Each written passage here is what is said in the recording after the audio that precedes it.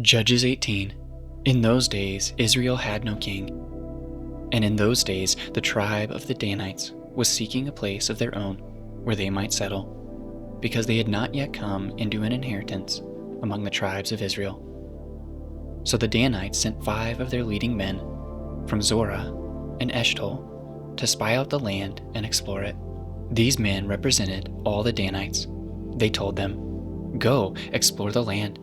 So they entered the hill country of Ephraim and came to the house of Micah, where they spent the night. When they were near Micah's house, they recognized the voice of the young Levite.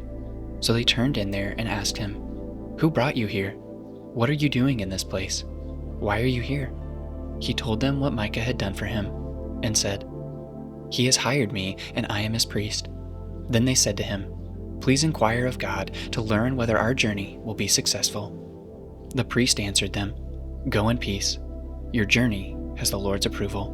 So the 5 men left and came to Laish, where they saw that the people were living in safety, like the Sidonians, at peace and secure. And since their land lacked nothing, they were prosperous. So they lived a long way from the Sidonians and had no relationship with anyone else. When they returned to Zorah and Eshtaol, their fellow Danites asked them, "How did you find things?" They answered, "Come on, let's attack them. We have seen the land and it is very good. Aren't you going to do something? Don't hesitate to go there and take it over. When you get there, you will find an unsuspecting people in a spacious land that God has put into your hands, a land that lacks nothing whatever." Then 600 men of the Danites, armed for battle, set out from Zorah and Eshtaol. On their way, they set up camp near Kiriath-Jearim in Judah. That is why the place west of Kiriath-Jearim is called Mahane Dan to this day. From there, they went on to the hill country of Ephraim and came to Micah's house. Then the 5 men who had spied out the land of Laish said to their fellow Danites, "Do you know that one of these houses has an ephod? Some household gods and an image overlaid with silver. Now you know what to do." So they turned in there and went to the house of the young Levite at Micah's place and greeted him. The 600 Danites, armed for battle, stood at the entrance of the gate. The 5 men who had spied out the land went inside and took the idol, the ephod, and the household gods, while the priest and 600 armed men stood at the entrance of the gate. When the 5 men went into Micah's house and took the idol, the ephod, and the household gods, the priest said to them, "What are you doing?" They answered him, "Be quiet, don't say a word.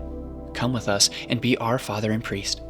Isn't it better that you serve a tribe and clan in Israel as priest, rather than just one man's household?" The priest was very pleased. He took the ephod, the household gods, and the idol, and went along with the people. Putting their little children, their livestock, and their possessions in front of them, they turned away and left. When they had gone some distance from Micah's house, the men who lived near Micah were called together and overtook the Danites. As they shouted after them, the Danites turned and said to Micah, "What's the matter with you, that you called out your men to fight?" He replied, "You took the gods I made and my priest and went away. What else do I have? How can you ask, 'What's the matter with you?'"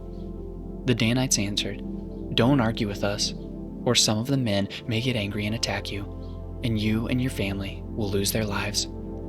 So the Danites went their way, and Micah, seeing that they were too strong for him, turned around and went back home. Then they took what Micah had made, and his priest, and went on to Laish, against a people at peace and secure. They attacked them with the sword and burned down their city. There was no one to rescue them, because they lived a long way from Sidon, and had no relationship with anyone else. The city was in the valley near Beth Rahab. The Danites built the city and settled there. They named it Dan, after their ancestor Dan, who was born in Israel.